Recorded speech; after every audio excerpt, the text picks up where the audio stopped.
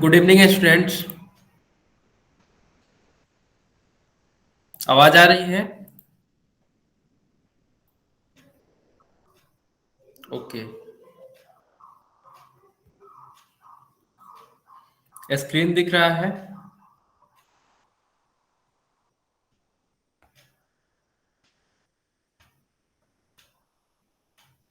Okay, thank you. सबने attendance बना लिया है। Parth, Ayush, Nidhi, Kartik and Mansi. Okay, very good. Last class में हम लोग पढ़ रहे थे कंग्रुएंस ऑफ ट्रायंगल्स। ओके, तो इसमें हम लोगों ने इसका टेस्ट पढ़ा था, अलग अलग डिफरेंट डिफरेंट टेस्ट। तो वो सारा चीज आप लोगों को क्लियर हो गया होगा। तो 13.1 में किसी को कोई डाउट है?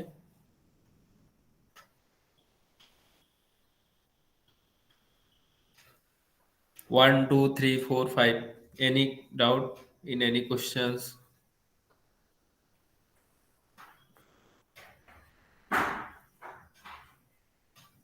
ठीक है, कोई डाउट नहीं है इसमें, डाउट होना भी नहीं चाहिए क्योंकि ये सब सबसे हो जाएगा। ओके, जो हमने डिस्कस किया था।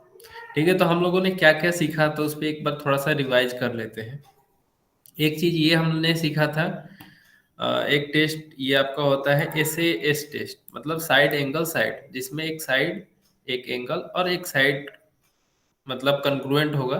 तो वो दोनों ट्रेंगल जो है वो कंग्रुएंट होगा। ठीक है, दूसरा टेस्ट हमने पढ़ा था SSS टेस्ट। तो इस टेस्ट में हमने देखा था कि अगर तीनों साइड और दूसरे ट्रेंगल का तीनों साइड, मतलब कि दोनों एक दूसरे के कन्ग्रुएंट है। ठीक है, तो यानी कि मतलब दोनों ट्रेंगल कन्ग्रुएंट है। तीसरा हमने पढ़ा था ASA टेस्ट। ठीक है, एंगल साइड एंगल। ठीक है, एंगल साइड एंगल। तो इसमें हमने देखा था एंगल साइड, जैसे ये ट्रेंगल है आपका, तो एंगल, ये फिर ये साइड और ये फिर एंगल। ठीक है, अगर इस तरीके का मतलब दोनों ट्रेंगल में कन्ग्रुएंट है तो दोनों ट्रेंगल क्या होगा, कन्ग्रुएंट होगा। फिर हमने नेक्स्ट पढ़ा था AAS टेस्ट। ठीक है, एंगल एंगल साइड। ओके, और फिर हमने पढ़ा था हाइपोटेनस साइड टेस्ट। ठीक है, तो हाइपोटेनस साइड टेस्ट में हमने देखा था कि ये राइट एंगल ट्रेंगल होना चाहिए। ओके, तो राइट एंगल ट्रेंगल में एक हाइपोटेनस, ठीक है, और दूसरा कोई भी एक साइड अगर कन्ग्रुएंट होगा। सर प्रैक्टिस से 13.1 है, you have not assigned in Google classroom. Okay, मैंने असाइन करना भूल गया था। Okay, okay, I will do it today. Okay, मैं आज असाइन कर दूंगा। बाकी लोग जो जिन्होंने किया है वो लोग अपलोड कर देंगे। Okay, no worry.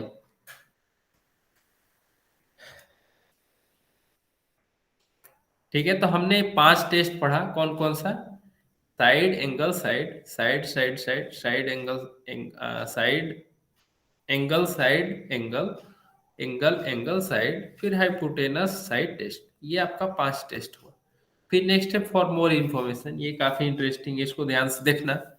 ठीक है, तो जैसे कि ये आपका एक हम यहाँ पे कंस्ट्रक्शन किए हुए हैं। ठीक है, इस तरीके से ABC और यहाँ पे D है। ठीक है, तो इसमें मजे की बात यह है कि यहाँ पे आपको 2 ट्रेंगल दिख रहा होगा। वैसे तो 3 ट्रेंगल आप बोल सकते हो, बट हम बात करेंगे 2 ट्रेंगल की। वो भी कौन कौन से ट्रेंगल की? तो एक हम बात करेंगे ट्रेंगल ADB, ADB की।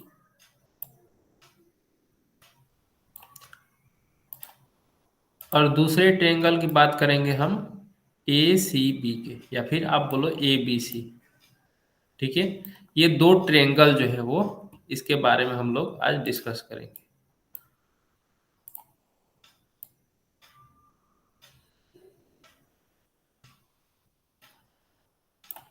तो ये दोनों ट्रेंगल एक दूसरे पे कोइंसाइड कर रहा है क्या? नहीं कर रहा है।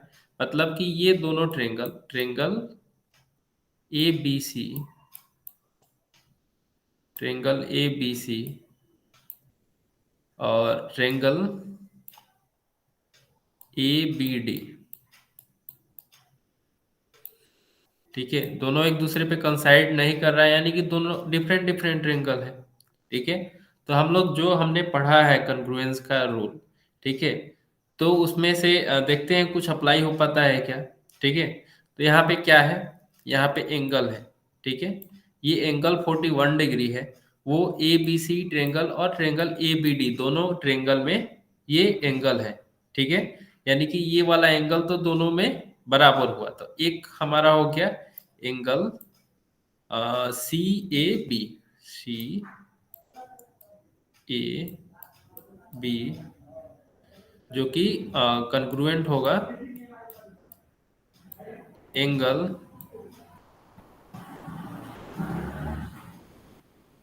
आवाज आ रही है ना, एंगल डी ए बी के, angle D A B. Okay okay, thank you.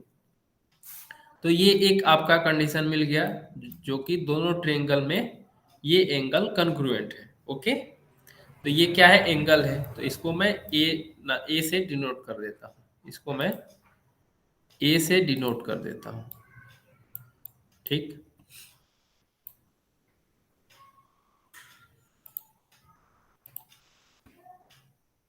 फिर दूसरा, ये साइड जो है ए बी साइड जो है वो दोनों ट्रायंगल में है। ठीक है, ए बी सी इस ट्रायंगल में भी है और ए बी डी ये वाले ट्रायंगल में भी है। ठीक है, तो यानी कि A B side A B congruent to side A B.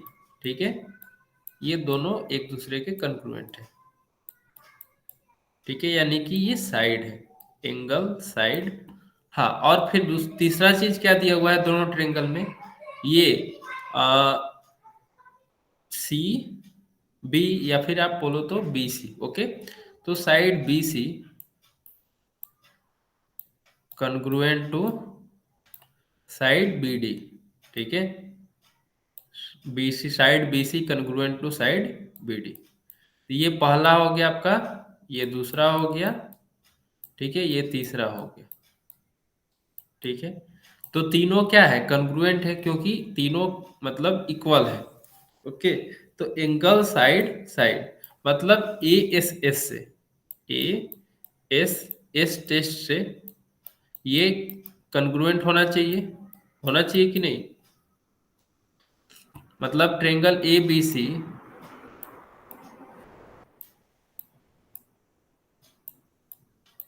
Congruent to triangle A B D,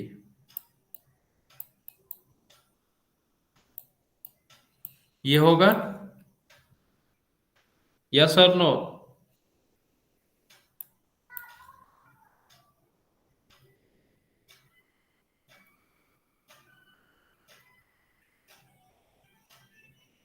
होना चाहिए, बट देखिए यहाँ पे, मतलब जो हमने ये यूज किया है, ठीक है, तो इससे तो हमारा कंग्रुएंट हो रहा है दोनों ट्रायंगल। बट यहाँ पे आप देखिए तो दोनों ट्रायंगल क्या है, डिफरेंट है, दोनों ट्रायंगल का साइज डिफरेंट है ना, दोनों एक दूसरे पे कंसाइड तो नहीं कर रहा है। लेकिन हम कंग्रुएंट में क्या पढ़ते हैं, कंग्रुएंट में हम ये मतलब पढ़ते हैं कि दोनों, अगर दोनों ट्रायंगल कंग्रुएंट है, यानी कि दोनों ट्रायंगल जो है वो एक दूसरे पे इस तरीके से कंसाइड करना चाहिए। ये ट्रायंगल है और दूसरा ट्रायंगल आपका ये है। ठीक है, दूसरा ट्रायंगल ये इस तरीके से कंसाइड का होना चाहिए, तभी जाके वो कन्ग्रुएंट होता है। बट यहाँ पे देखिए ये कन्ग्रुएंट तो है, लेकिन ये दोनों एक दूसरे के कंसाइड नहीं कर रहा है। ठीक है, यानी कि ये मतलब आपका दोनों ट्रायंगल कन्ग्रुएंट नहीं है। ठीक है, दिस इज नॉट, मतलब triangle ABC is not congruent to triangle ABD. Okay, तो क्यों नहीं है, ठीक है, तो मतलब कि हम इस तरीके का टेस्ट हम नहीं पढ़े थे, A S S S, A S S test. Okay, इसके अलावा हमने क्या क्या टेस्ट पढ़ा था, S A S test, S S S test, A S A test, A A S test, hypotenuse side test. But हमने ए एस एस या फिर एस ए टेस्ट हमने नहीं ना पढ़ा है। ठीक है, तो इसीलिए इस टेस्ट को हम नहीं पढ़ते हैं। ठीक है, क्योंकि इस टेस्ट से मतलब दोनों ट्रायंगल कन्ग्रुएंट हो भी सकता है और नहीं भी हो सकता है। ठीक है, इसीलिए हम इसको नहीं पढ़ते, यही इसीलिए हम बस 5 ही टेस्ट पढ़ते हैं, वो आपका ये है। ओके, तो ये आपको क्लियर हो गया होगा फॉर मोर इन्फॉर्मेशन में जो दिया हुआ है। ठीक है, यहाँ पे कन्ग्रुएंट, ये ट्रेंगल कन्ग्रुएंट भी हो सकता है और नहीं भी हो सकता है, लेकिन ये जो आपका फिगर है इस कंडीशन में आपका ये कन्ग्रुएंट नहीं होगा। ठीक है, आगे बढ़ते हैं हम। अगला क्वेश्चन है आपका।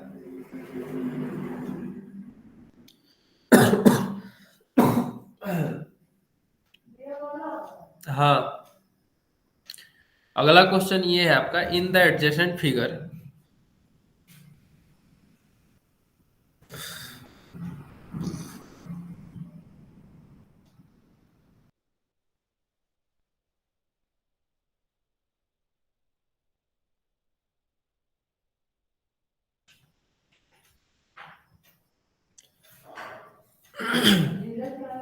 हाँ, तो in the adjacent figure congruent sides of quadrilateral A B C D, ठीक है, are shown by identical marks.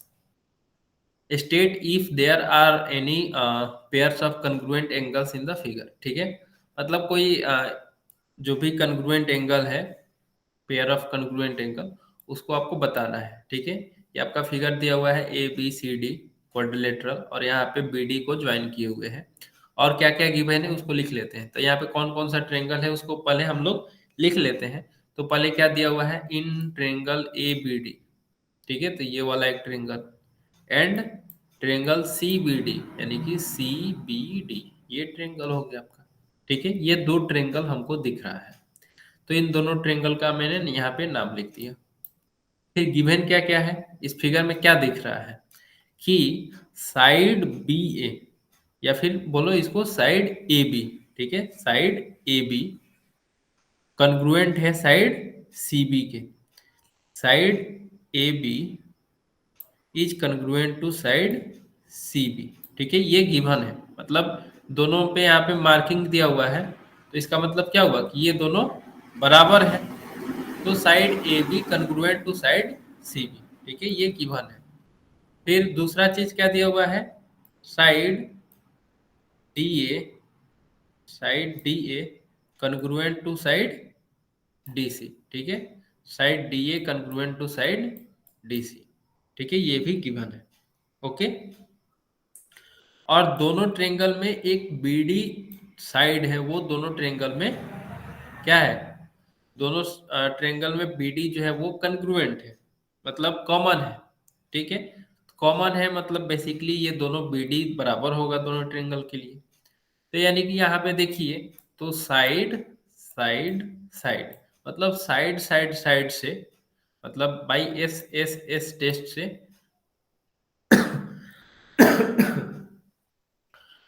By S S S test से triangle A B D congruent होगा ट्रेंगल सी बी डी के। Okay, तो ये हमने जो given information था उससे हमने निकाला कि ये triangle A B D congruent होगा ट्रेंगल सी बी डी के। ओके, अब फिर ये बोल रहा है कि मतलब हमको बताना है कि कौन कौन सा एंगल जो है वो पेयर ऑफ एंगल्स वो कन्ग्रुएंट है। ठीक है, तो चलिए उसको चेक करते हैं। हाँ, तो देखिए, ये ट्रेंगल ये angle angle A B D, A B D यानी कि ये वाला एंगल। ओके, ये किसके बराबर होगा इस ट्रेंगल में, तो जस्ट इसके नीचे जो है, मतलब ये देखिए ये साइड और ये साइड, मतलब होना चाहिए। उसी तरीके से ये वाला जो एंगल है वो कहाँ पे है, ये साइड और ये साइड के बीच, मतलब बीच बन रहा है। ओके, तो यानी कि ये एंगल और ये एंगल कन्ग्रुएंट होगा, तो लिखेंगे angle A B D congruent to angle C B D. उसी तरीके से ये एंगल इसके कन्ग्रुएंट होगा, राइट। तो angle A D B congruent to, sorry, ये है आपका एंगल ए वाला, angle B A D congruent to angle B C D. Okay, और उसी तरीके से ये एंगल और ये एंगल कन्ग्रुएंट होगा, तो यहाँ पे लिखेंगे angle A D B congruent to angle C D B. ठीक है, तो ये आपका एडिशनल इंफॉर्मेशन जो कि हमको निकालना था वो यहाँ पे हमको मिल गया। ओके, तो इस ये मतलब समझ आ गया होगा सबको। इसमें कहीं से भी कहीं पे कोई आपको लग रहा है ऐसा कि नहीं समझ में आया तो मैं फिर से उसको समझा दूंगा।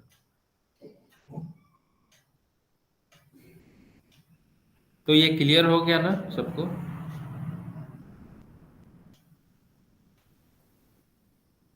चैट बॉक्स में आप कंफर्म करिए, फिर हम लोग आगे बढ़ेंगे।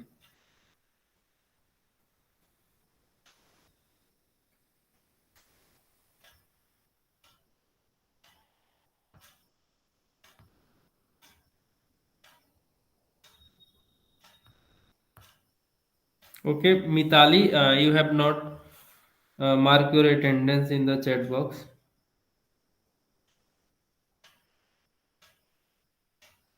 Kindly mark your attendance in the chat box, Mitali.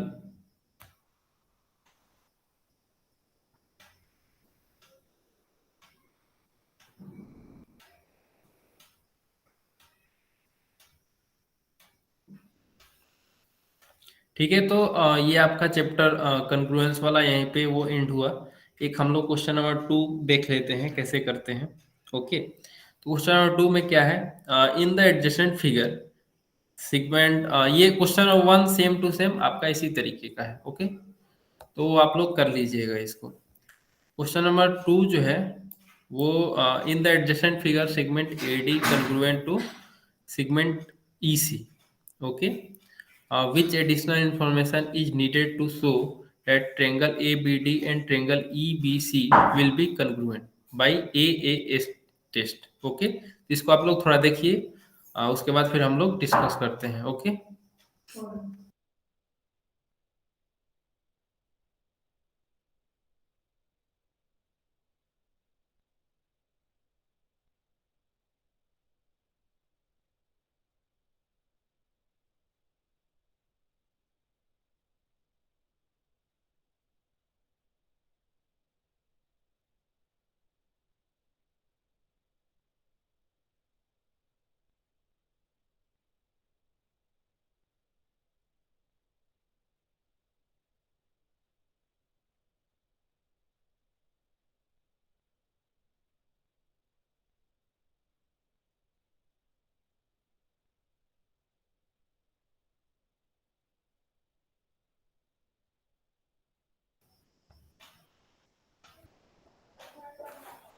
हाँ तो यहाँ पे क्या बोल रहा है?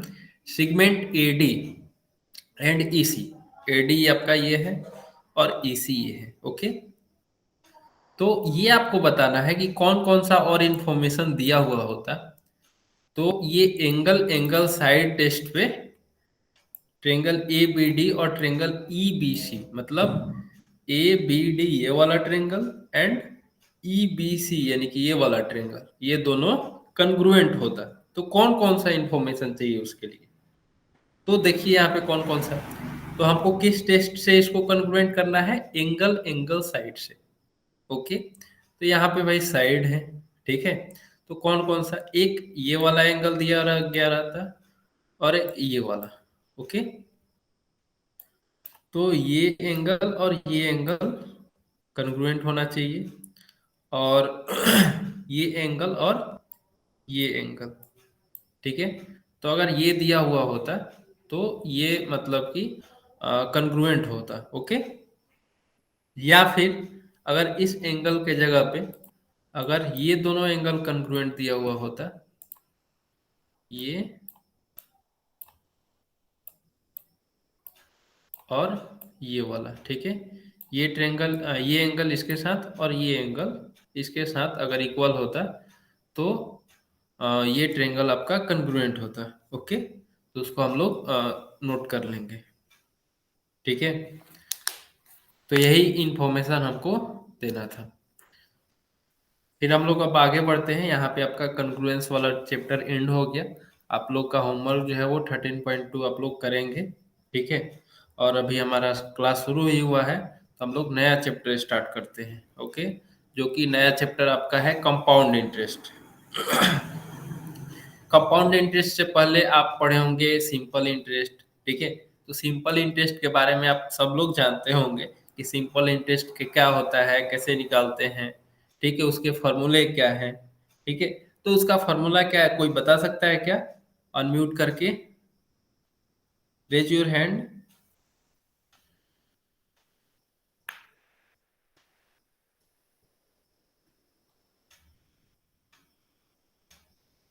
Anyone?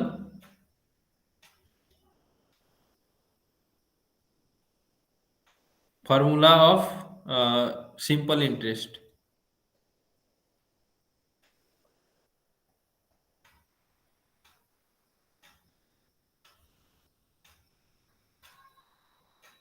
Simple interest.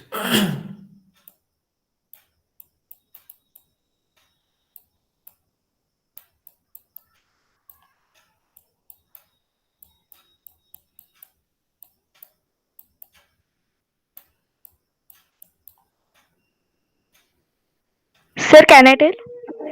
Yes. P into R into T P into R into T. Okay. upon anyone? 100. Upon 100, right. ठीक है, this is your S I. Simple interest equal to P into R into T divide by 100। तो ये P क्या होता है? ठीक है, इसको पी मतलब क्या होता है? P means principal, okay, and R means rate, मतलब रेट जो आपका रेट ऑफ इंटरेस्ट, ओके, और टी टाइम पीरियड। तो इस तरीके से हम निकालते हैं। ठीक है, तो ये बेसिकली हम तब निकालते हैं जब जैसे किसी को लोन दिया जाता है, ठीक है, या फिर कोई बैंक से या फिर किसी से लोन लेता है, तो वहाँ उसी टाइम डिसाइड होता है कि रेट ऑफ इंटरेस्ट क्या होगा और कितने टाइम पीरियड पे वो रिटर्न होगा। ठीक है, उसके हिसाब से मतलब हम लोग अमाउंट कैलकुलेट करते हैं कि टोटल अमाउंट कितना रिटर्न करना होगा। ठीक है, तो आप लोग अभी तक एस आई फिर और अमाउंट पढ़ते होंगे, तो अमाउंट का फॉर्मूला होता है आपका amount equal to P plus S I. Okay, तो ये चीज आपने पढ़ा होगा। ओके, आज हम लोग डिस्कस करेंगे कंपाउंड इंटरेस्ट। तो एक डिस्कशन है यहाँ पे, उसको हम लोग देखते हैं टीचर और स्टूडेंट के बीच में।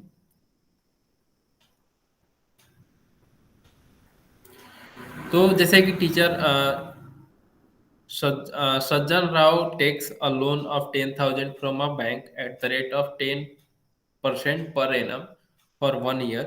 How much money, including the interest, he will have to pay after 1 year? ठीक है, तो मतलब 1 ईयर के बाद वो उस पर कितना इंटरेस्ट पे करेंगे। ठीक है, तो ये बताना है।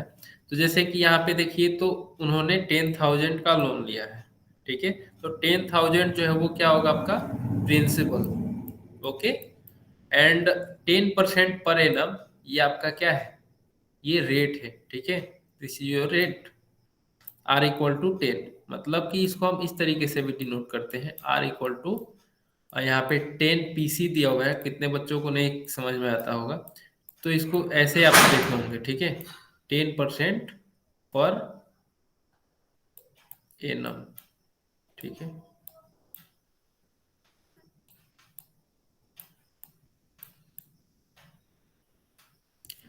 तो ये आपका रेट है, और और ये 1 ईयर जो है वो टाइम पीरियड है। ठीक है, तो ये 1 ईयर है। ओके, और यहाँ पे आपको बुक में जो है वो एन से डिनोट किया है टाइम को। ओके, तो आपका क्या होगा formula, I equal to interest equal to P into N into R, मतलब आप जो आपने जो अभी बताया P into R into T, उसी तरीके का ये भी है सेम।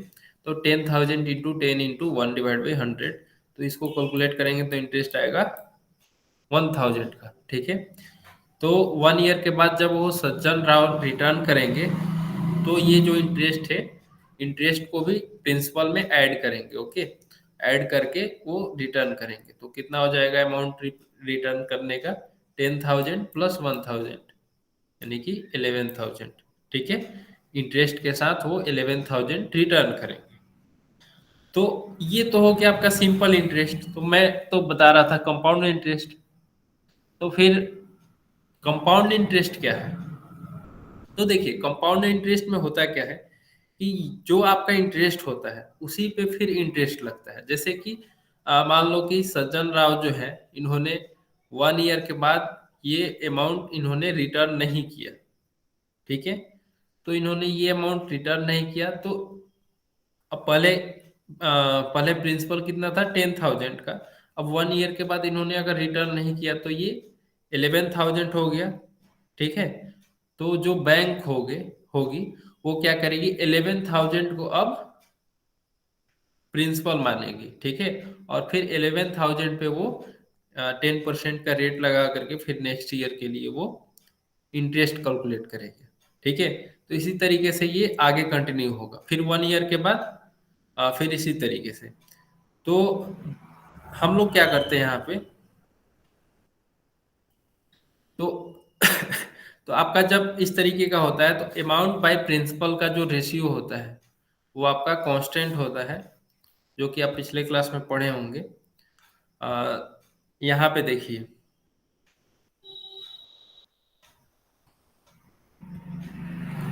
तो जैसे कि अमाउंट मतलब आपका कुछ हुआ, ठीक है, अमाउंट बाय प्रिंसिपल।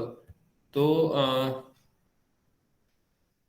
11,000 का क्या था आपका, 11,000 अमाउंट है, ओके। तो अमाउंट 11,000 डिवाइडेड बाय इंटरेस्ट कितना है, 10,000 का, ठीक। तो ये दोनों जीरो को कट कर दोगे तो ये होगा 110 डिवाइड बाई 100, ठीक है। तो अमाउंट बाय प्रिंसिपल का रेशियो जो है वो पर ईयर मतलब कांस्टेंट रहेगा, ठीक है।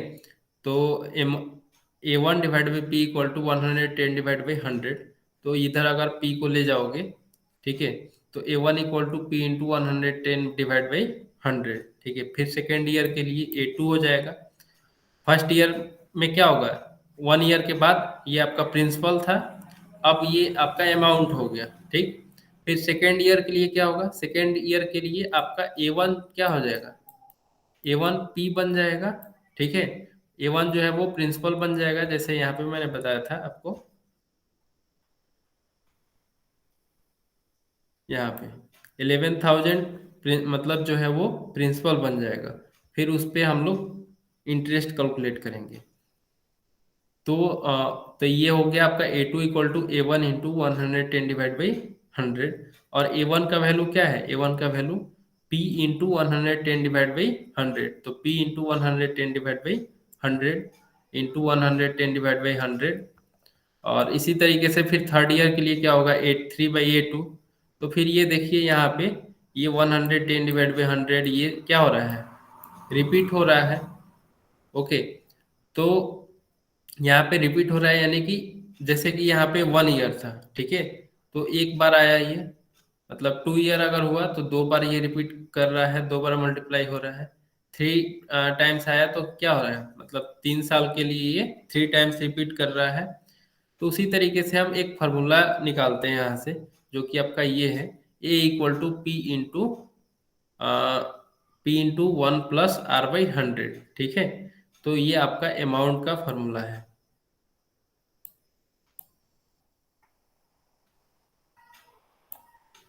तो यही है आपका कंपाउंड इंटरेस्ट। फिर कितना होगा, तो कंपाउंड इंटरेस्ट के लिए हम क्या करते हैं, इसमें से कंपाउंड इंटरेस्ट के लिए ये आपका अमाउंट हुआ, ओके।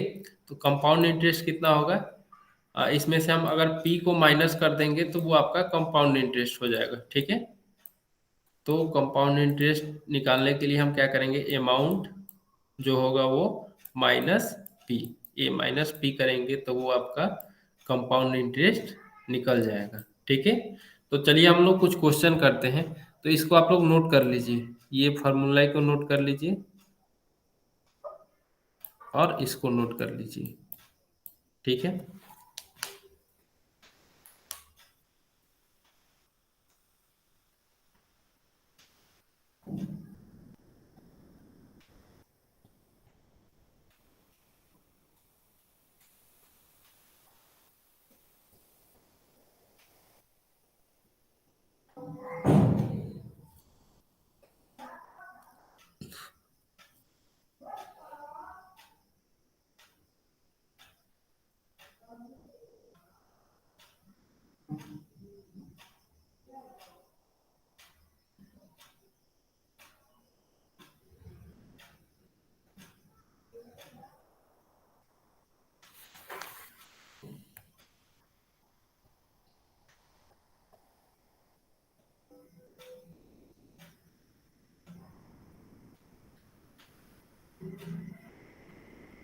नोट हो गया?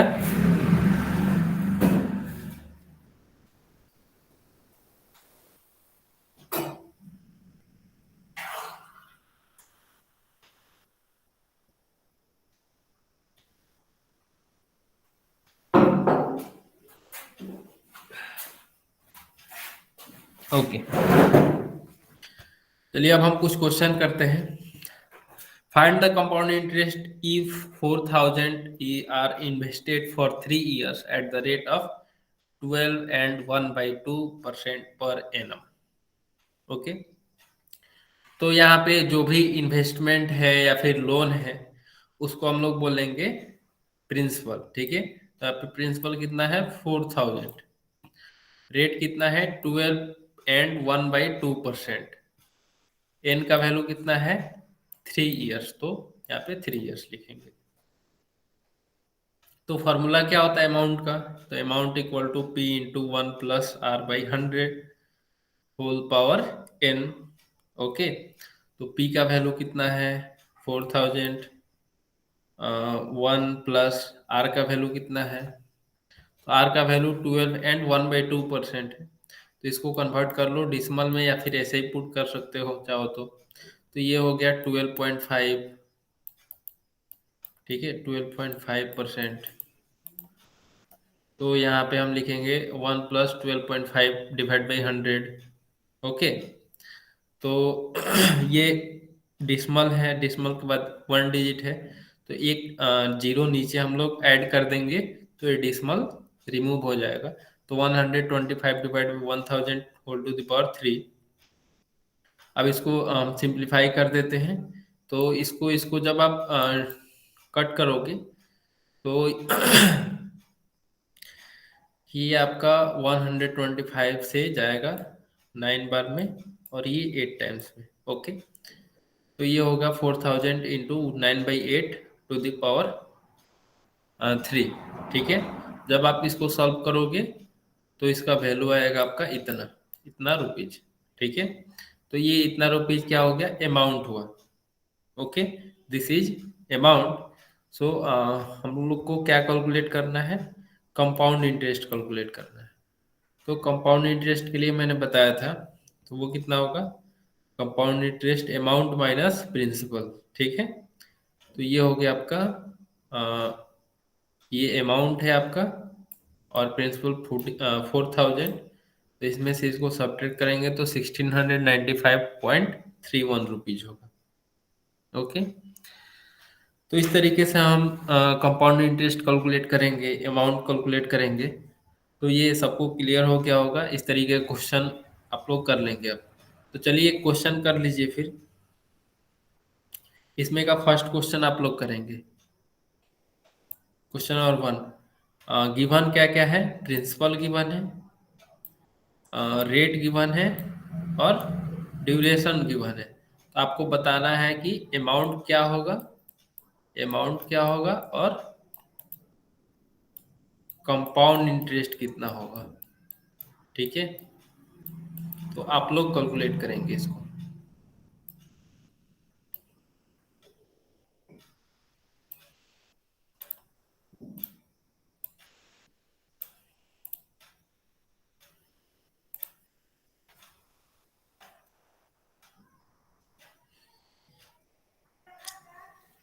ओके, जल्दी जल्दी सारे लोग करेंगे। पार्थ, आयुष, निधि, कार्तिक, मानसी। ओके, और एक जागृति।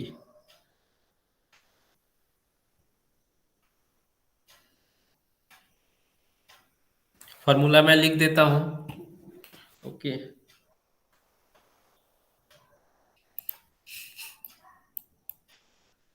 P इक्वल टू, जिनको फॉर्मूला नहीं पता है मैं लिख देता हूँ, वैसे तो मैंने बोला था लिखने के लिए सबको। P जो है वो 2000 है, रेट आपका 5% पर एनम है, 5% per annum,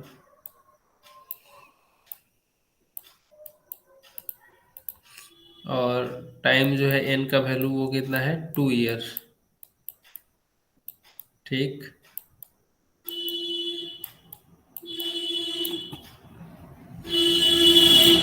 amount equal to होता है आपका P इंटू 1 + R/100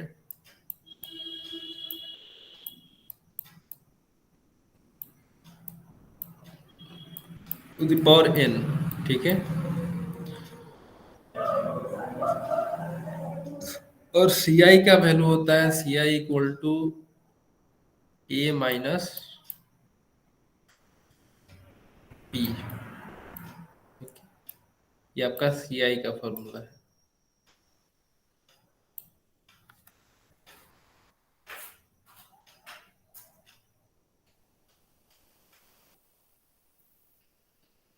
आपको कुछ नहीं करना है, P का वैल्यू पुट करना है यहाँ पे, R का जो वैल्यू है यहाँ पे पुट करिए, N का वैल्यू यहाँ पे रखिए, और जल्दी से कैलकुलेट करिए A का वैल्यू कितना आएगा।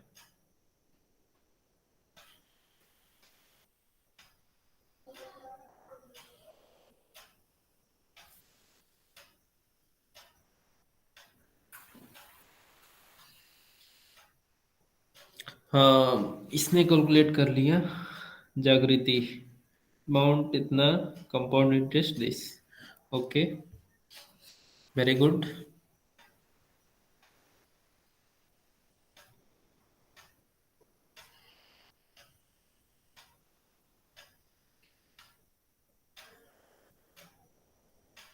ओके, मानसी ने भी कर लिया, very good.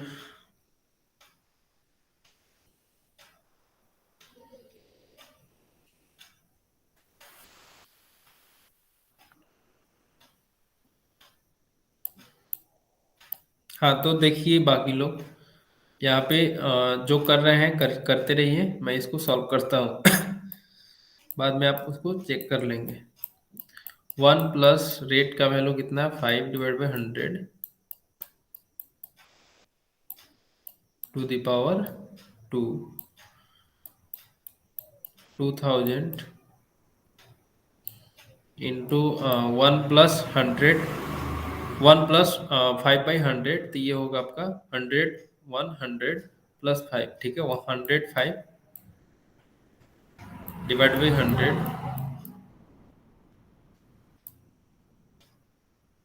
To the power 2। ठीक है,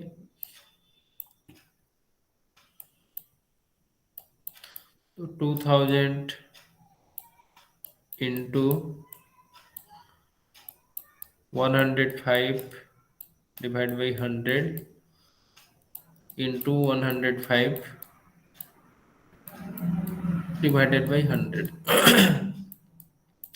तो ये 00 से ये 00 कैंसिल आउट हो गया, 25 100, और यहाँ पे 21 होगा, 21 इंटू 105, तो 21 इंटू 5 105। ओके,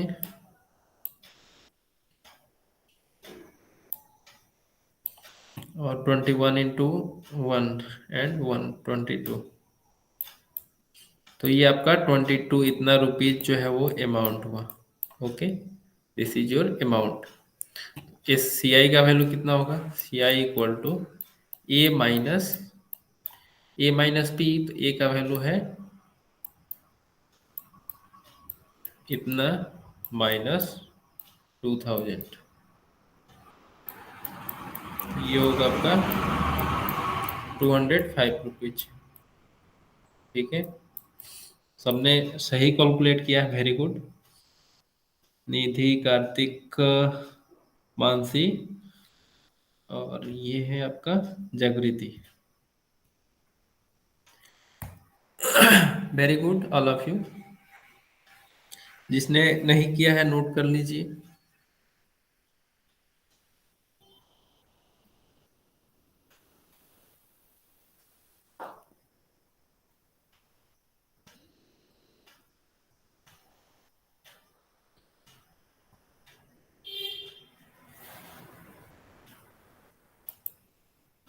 ठीक है, तो अब हम लोग आगे बढ़ते हैं। एक फॉर मोर इन्फॉर्मेशन है, उसको देखते हैं। ठीक है, फर्स्ट है आपका sometimes the interest is calculated at an interval of 6 months for the duration of n years if rate is r, and if the interest to be calculated 6 monthly, then the rate is taken as r by 2 and duration is considered as 2n. Okay, तो यहाँ पे ये बोल रहा है कि अगर हम जो भी इंटरेस्ट है, ठीक है, कभी कभी हम उसको छमाही कैलकुलेट करते हैं। जैसे कि आपने देखा होगा घर पे कि किसी को लोन देते समय बोला जाता है कि आपका जो रेट ऑफ इंटरेस्ट है वो छमाही होगा, मतलब 6 मंथ पे होगा। ठीक है, तो उस कंडीशन में हम लोग क्या करते हैं, जो भी रेट है उसको r/2 कर देते हैं, और जो ड्यूरेशन है उसको हम लोग मतलब 2 टाइम्स कर देते हैं। ठीक है, तो 2 टाइम्स क्यों किए, क्योंकि आप जानते हैं कि अगर मान लेते हैं कि 2 साल के लिए हम 2 इयर्स के लिए हम किसी को लोन देते हैं। ठीक है, और उसका हमको मान लो कि उसका रेट जो कैलकुलेट करना है, ठीक है, वो 6 मंथ पे कैलकुलेट करना है, 6 मंथ में। तो 1 ईयर में कितने मंथ, मतलब कितना बार 6 मंथ होगा, 2 बार, मतलब 2 टाइम्स। ठीक है, तो यानी कि 2 इयर्स में कितने 6 मंथ्स होंगे, तो 2 × 2 दैट इज 4। ठीक है, 4 जो है मतलब 6 6 मंथ, मतलब 4 बार होगा। ठीक है, इसीलिए हम क्या करते हैं, ईयर में 2 से मल्टीप्लाई कर देते हैं। Okay, many bank charge the compound interest monthly. ठीक है, बहुत सारे बैंक जो है वो मंथली कंपाउंड इंटरेस्ट चार्ज करते हैं। तो वो लोग क्या करते हैं, वो लोग जो भी इंटरेस्ट रेट होता है वो ईयरली को, मतलब आर को 12 से डिवाइड कर देते हैं। ठीक है, और ईयर को 12 से मल्टीप्लाई कर देते हैं। क्यों, क्योंकि 1 ईयर में 12 मंथ्स होते हैं। ओके, उसी तरीके से मतलब 3 मंथ्स पे, 4 मंथ्स पे, ऐसे हम लोग डिफरेंट डिफरेंट वो करते रहते हैं। ठीक है, तो उसके लिए जो भी, उसके लिए टेंशन नहीं लेना है। आपको बेसिकली देखना है कि वो 1 ईयर में कितने टाइम्स हो रहा है। जैसे कि 6 मंथ्स पे हमको देखना है, तो 6 मंथ में मतलब 1 ईयर में 12 मंथ्स होते हैं, तो 6 से इसको डिवाइड कर लो, तो ये कितना होगा, 2 होगा।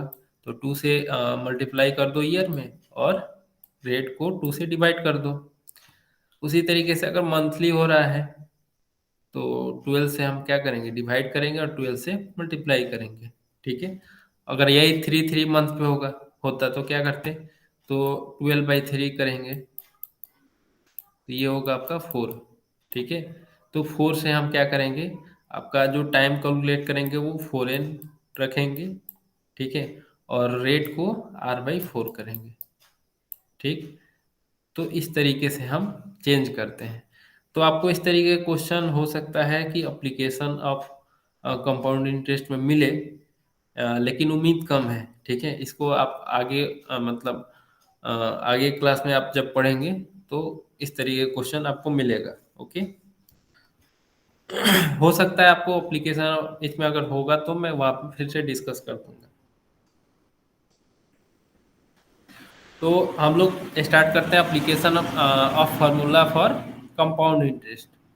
जैसे कि the formula for amount by compound interest is very useful to solve the problems in other fields related to our practical life. For example, increase in the population, reduction of in the value of vehicle or machine. If any article is sold after using it for some time, its value reduces as compared to its cost price. Okay, this reduction in price is called depreciation.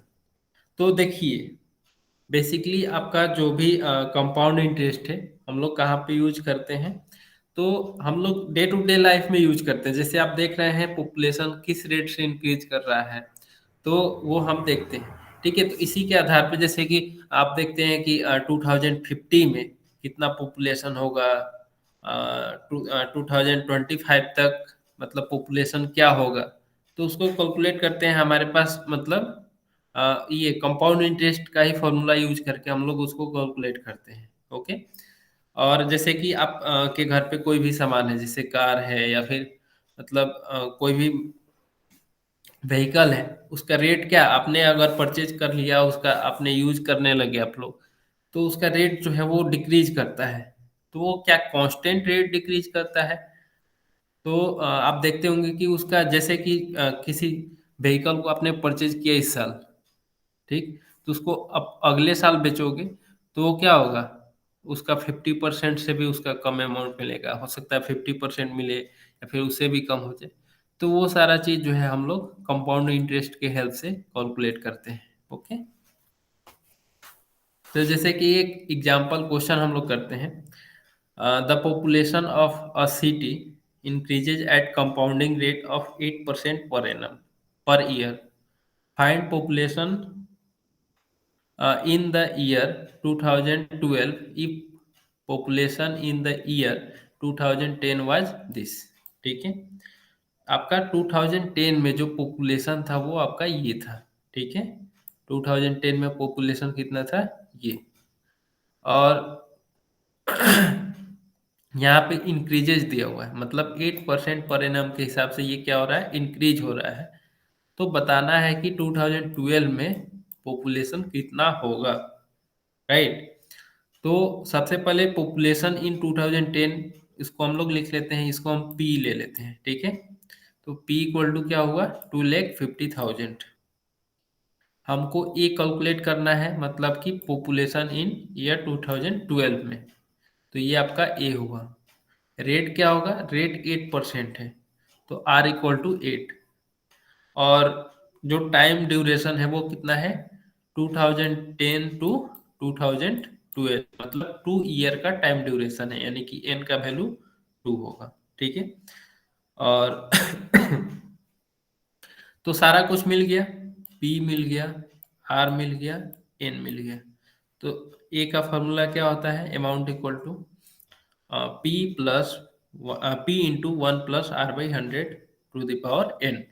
तो P का value 2 lakh रखेंगे, 1 plus R का value 8 divide by 100 whole to the power 2। ठीक है, अब यहाँ पे हम लोग इसको सॉल्व कर देंगे, तो A का वैल्यू आएगा आपका 2,91,600।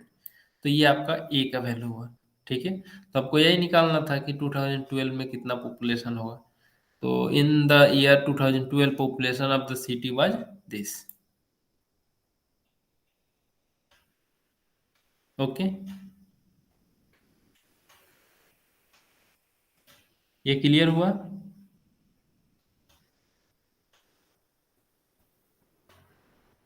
मानसी, कार्तिक, ओके, निधि, वेरी गुड। हम्म, नेक्स्ट क्वेश्चन है आपका, Rehan purchased a scooter in year 2015 for 60,000। ठीक है, रेहान जो है, रेहाना, वो स्कूटर परचेज करता है 2015 में 60,000 का। Okay, if its value falls by 20%, और उसका जो वैल्यू है, मतलब स्कूटर का जो वैल्यू है वो डे बाई डे क्या होगा, इंक्रीज होगा उसका वैल्यू या डिक्रीज होगा। ठीक है, अगर लैंड होता तो क्या होता, अगर कोई भी जमीन होता तो क्या होता, उसका रेट जो है वो इंक्रीज होता है। बट स्कूटर या फिर व्हीकल है, तो उसका केस क्या है कि वो डे बाई डे वो उसका वैल्यू जो है वो डिक्रीज होते रहेगा। तो इसका वैल्यू जो है वो 20% से डिक्रीज हो रहा है per year. What will be the price of scooter after 2 years. ठीक है, 2 ईयर्स के बाद इसका प्राइस क्या होगा। तो यहाँ पे पी का वैल्यू क्या होगा, पी का वैल्यू 60,000। ये हमको निकालना है, मतलब 2 ईयर्स के बाद हमको अमाउंट निकालना है कि उसका प्राइस क्या होगा। रेट क्या है, 20% का डिप्रिसिएशन, यहाँ पे क्या है, डिप्रिसिएशन है, मतलब डिक्रीज कर रहा है, that means rate of depreciation. और एन का वैल्यू क्या है, 2 ईयर्स, तो एन इक्वल टू 2। तो अमाउंट इक्वल टू क्या होता है, amount equal to P into 1 plus R/100 के पावर एन। बट जब हम लोग डिप्रिसिएशन का केस लेते हैं, जब हम डिप्रिसिएशन का केस लेते हैं, तो आर को हम क्या कर देते हैं, आर जो है वो उसको हम निगेटिव लेते हैं, ठीक है। आर को हम क्या लेते हैं, निगेटिव। ये सेम फार्मूला हम यूज करते हैं, लेकिन आर हम निगेटिव लेते हैं, ओके। तो यहाँ पे क्या हो जाएगा, 60,000 और आर जो है वो 20 है, तो क्या होगा, -20, ठीक है। -20 डिवाइड बाई 100, तो ये कितना हो जाएगा, 20 5 100, तो यानी कि 60,000 into 1 - 1/5 to the power n equal to, ये हो जाएगा 60,000 इंटू 5 - 1 डिवाइड बाई 5, तो मतलब कि 5 - 1 4, 4/5 टू द पावर 2। इसको सॉल्व करोगे तो ये होगा आपका 38,400 रुपीज, ओके।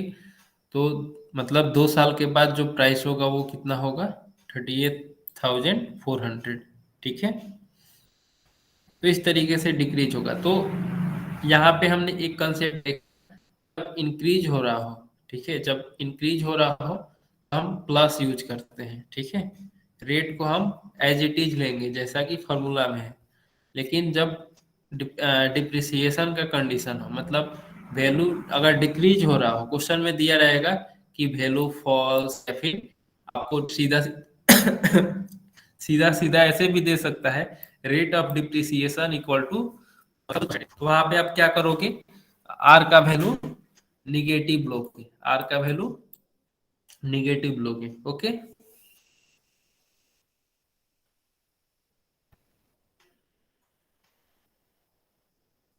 नेक्स्ट क्वेश्चन है आपका, the amount of a certain principal is 6,655 in 3 years, compounded annually at the rate of 10% per annum, ठीक है। Find the principal. तो यहाँ पे क्या बोल रहा है, कंपाउंडेड एनुअली, मतलब कि ये एनुअल के हिसाब से ही इसका क्या हो रहा है, कंपाउंडिंग हो रहा है। तो यहाँ पे मतलब हम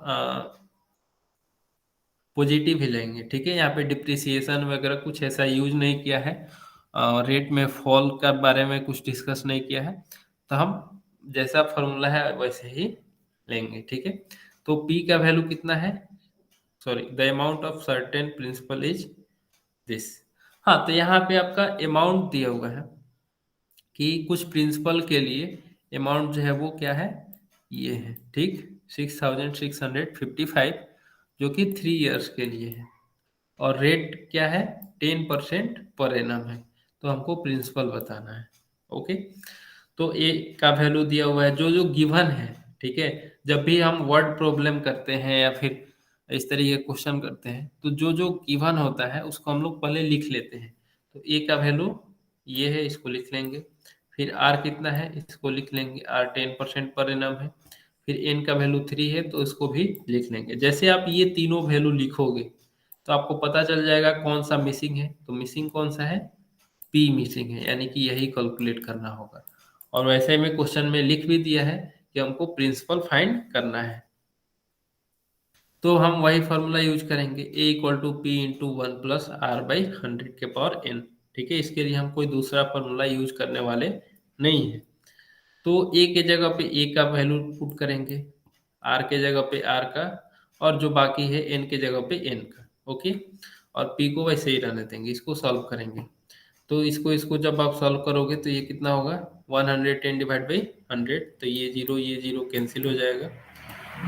तो ये हो गया आपका 6,655 equal to P into 11/10 to the power 3, ठीक है। तो P इक्वल टू क्या हो जाएगा, P इक्वल टू होगा 6,655। अब ये क्या होगा, हम इधर के तरफ ले जाएंगे, तो ये 10 ऊपर चला जाएगा, ठीक है। तो ये होगा आपका 10 × 10 × 10 डिवाइड बाई 11 × 11 × 11, ठीक है। आप इसको सिंप्लीफाई करोगे तो ये 11 6 6605, फिर ये 11 से डिवाइड होगा तो फाइव फाइव होगा, फिर ये 11 से डिवाइड होगा तो 5 होगा, ठीक है। 5 इंटू 1000, तो ये हो गया 5000, ठीक है। तो P का वैल्यू कितना हुआ? 5000। ओके, तो ये समझ आया।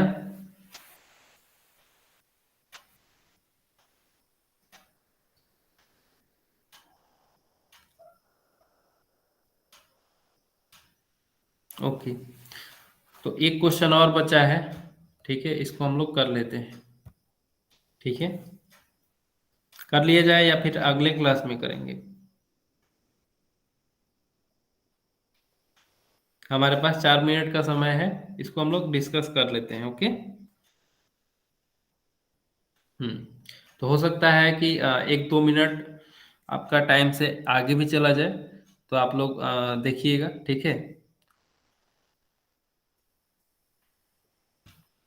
Find the number of years for which the compound interest of 9,000 rupees is 1890 at the rate of 10% per annum, ठीक है। अभी कोई क्लास लेफ्ट नहीं करेगा, ओके। ये क्वेश्चन के बाद फिर हम लोग क्लास एंड कर देंगे।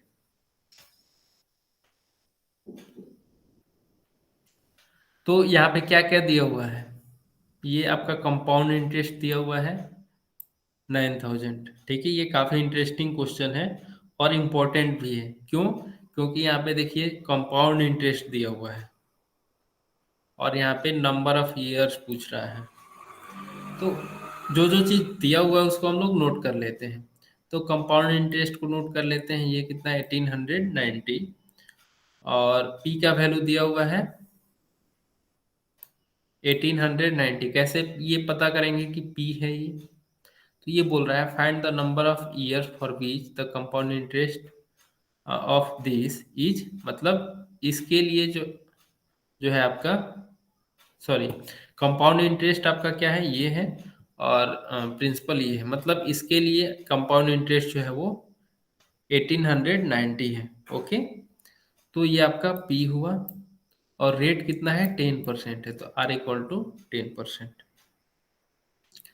तो सबसे पहले हमको यहाँ पे देखिए आर पी और सी आई दिया हुआ है, ठीक है। तो हमको एक ये ए नहीं दिख रहा है अमाउंट, ठीक है। तो अमाउंट हमको पता है, अमाउंट इक्वल टू क्या होता है, पी प्लस सी आई, ठीक है। तो एक हम अमाउंट निकाल लेते हैं पहले। तो अमाउंट निकालेंगे तो क्या होगा, 9,000 प्लस 1890, तो ये हो गया आपका 10,890, ठीक है। अमाउंट हमको पता चल गया। हमको निकालना है इन का वैल्यू।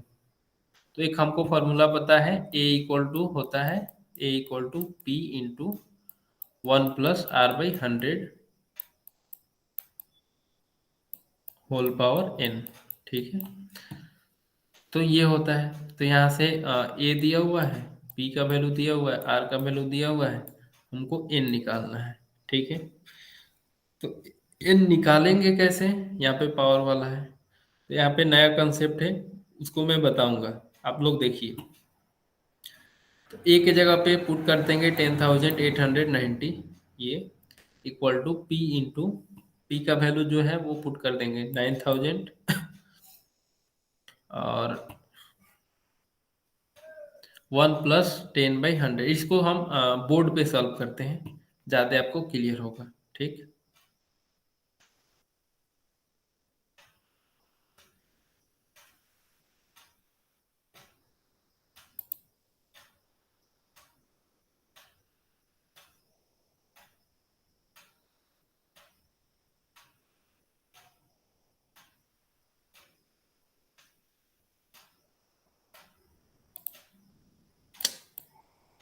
1 मिनट,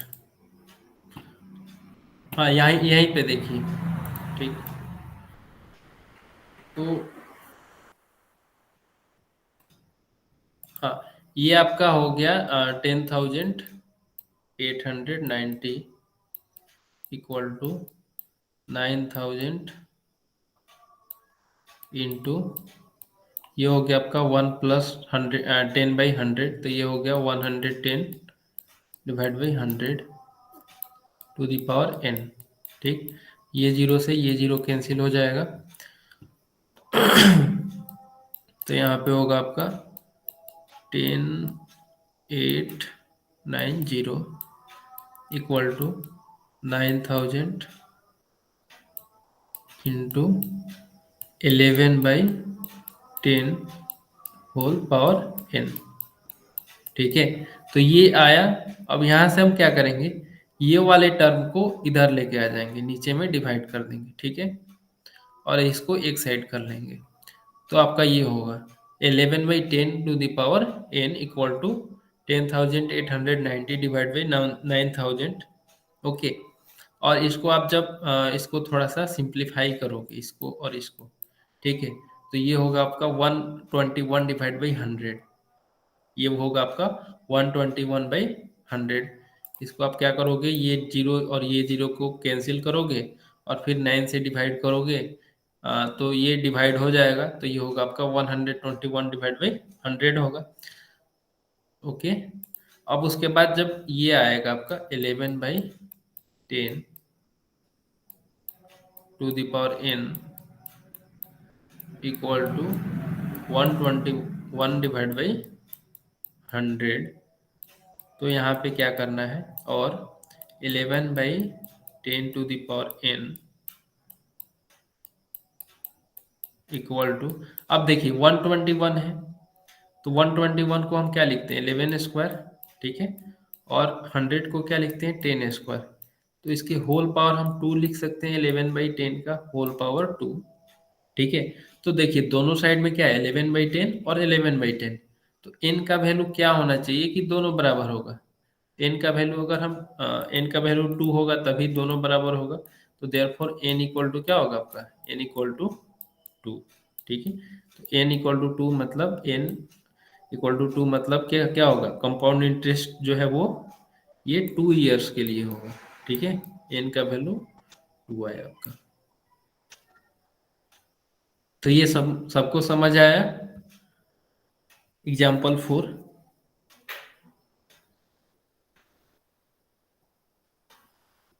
ओके, कोई दिक्कत नहीं है, हड़बड़ी नहीं है, क्योंकि अभी मैं 2 मिनट तक और डिस्कस कर सकता हूँ। ठीक है, अभी 7:03 हो रहा है, इसीलिए आपको अगर कहीं पे डाउट है तो आप पूछ सकते हो। ठीक है,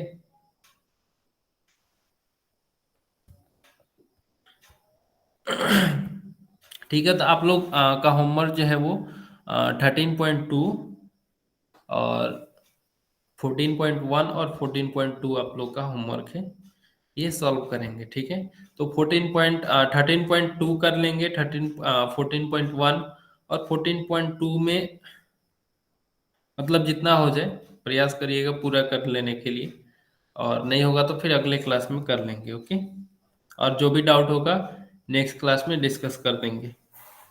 और पिछला जो होमवर्क मैंने दिया था वो उसको भी मैं गूगल क्लासरूम पे असाइन कर दूंगा, आप लोग वहाँ पे अपलोड कर दीजिएगा। ओके, तो आज की क्लास में बस इतना ही। Thank you everyone, good night, bye. You can leave the class.